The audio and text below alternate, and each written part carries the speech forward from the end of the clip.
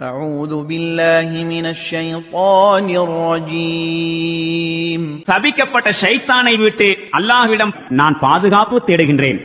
أم يقولون افترى على الله كذبا فإن يشاء الله يختم على قلبك ويمحو الله الباطل ويحق الحق بكلماته إنه عليم بذات الصدور.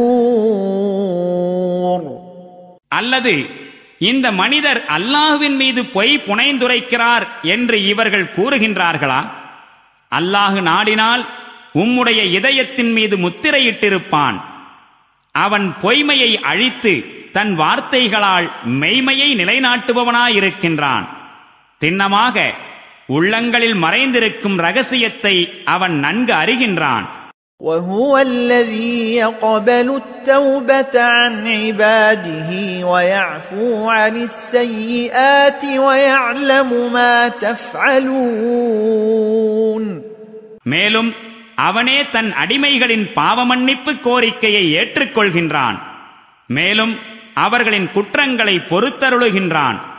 இன்னும் உங்கள் செயல்கள் அனைத்தையும் அவன் நன்கு அறிகின்றான்.